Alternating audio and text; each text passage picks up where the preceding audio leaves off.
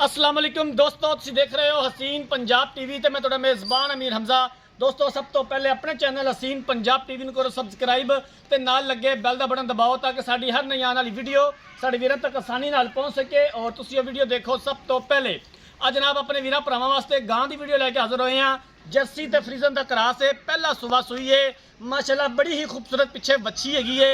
Cameraman साहब गां दिखावणगे, उस तो बाद सारियां गल्लां बातां मालकां दी ज़ुबानी मालका को पूछांगे कि गां कदों सूई है, किन्ना हाजर टाइम इहदे कोले दुध है या बोला है, कि प्यार मुहब्बत वाली डिमांड करते हैं। माशाल्लाह रंग सोना, वेल चंगी, कद सोना माशाल्लाह, सिरों कोनी है, बड़ी खूबसूरत।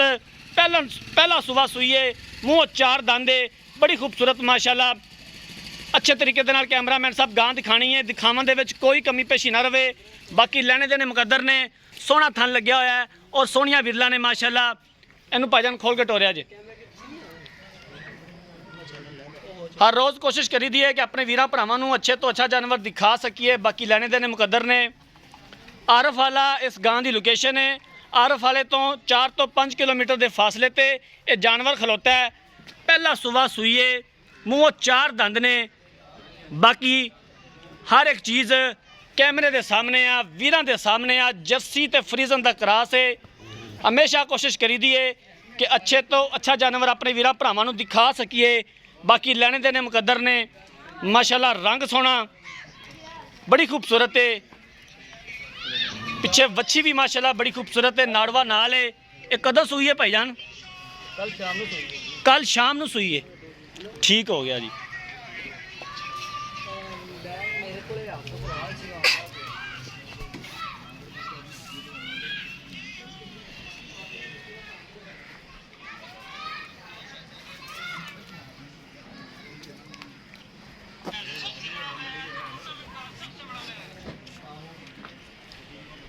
लो जनाब, जानवर देख लिया, मालकां नूं बुलाने आ, मालकां दे कोलों सारी गलबात पुछने आ, पूरी डिटेल लैने आ। इत्थों आ जाओ भाजन। अस्सलाम वालेकुम जी। भाजन की नाम है तुहाडा? भाई अली रज़ा, गां जिहड़ी दिखाई है किनवां सुबह सूई है ते कदों सूई है? भाई पहला सुबह सूई है तो कल शाम में सूई है 4 बजे। पहला सुबह सूई है तो कल शाम नूं सूई है। जिहड़ा इहदा पहला बोला चोया जे वो किन्ना सी? 3 किलो 3 किलो पहला बोला चोया है।